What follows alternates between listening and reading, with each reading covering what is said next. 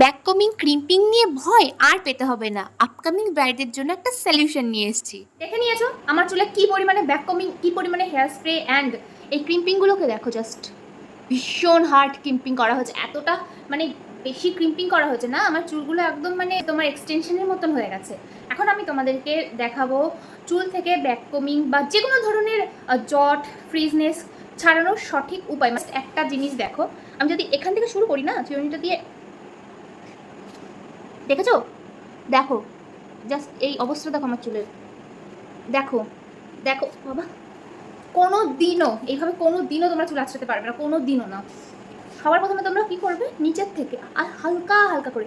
তোমার চুল যদি এতটা মোটা হয়ে থাকে মানে ঘন, তাহলে তোমরা কি করবে, এতটা ঘন চুল নেবেই না। এই যে আরো পাতলা সেকশন এইভাবে নেবে, নিয়ে আস্তে আস্তে ঠিক এই নিচের থেকে ঠিক এমনভাবে পাতলা পাতলা চুলের সেকশন নিয়ে হালকা হাতে চিরুনি চালিয়ে নিচের থেকে আস্তে আস্তে জটগুলোকে ছাড়াতে হবে। কখনোই ভুল করেও মাথার ওপর দিক থেকে কিন্তু চিরুনি করতে যাবে না, তাহলেই মুঠো মুঠো চুল ছিঁড়ে হাতে চলে আসবে।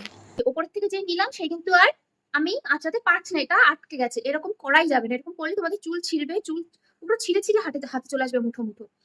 দেখো আঁচড়ে দিয়েছি, এটা কিন্তু ছাড়িয়ে গেছে। ওপর থেকে এখন আমি আঁচড়াবো, দেখো পুরো চিরুনিটা এখন আমি আঁচড়াতে পারছি। আর এই যে সাদা সাদা গুলো দেখতে পাচ্ছ আমার চুলে, এইগুলো হচ্ছে রাস্তার ধুলো।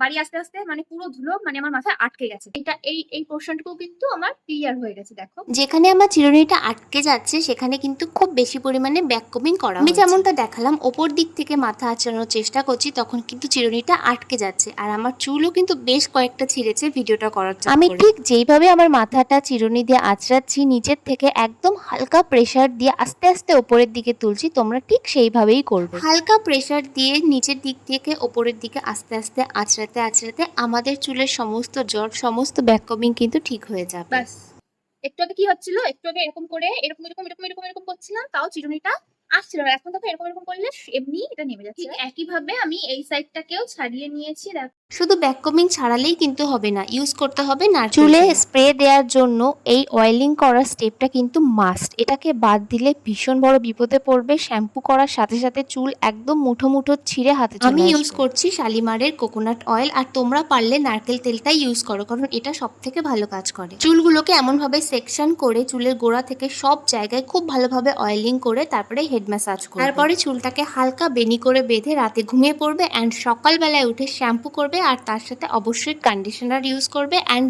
দেন ইউজ করবে একটা সিরাম। সো আজকের ভিডিওটা এই পর্যন্তই থাকছে। তোমরা যদি আরো কোনো টিপস বা ট্রিক্স শিখতে চাও অবশ্যই কমেন্টে জানিও, আমি নেক্সট ডে তোমাদের জন্য সেই সব ভিডিও নিয়ে আসবো। বাই।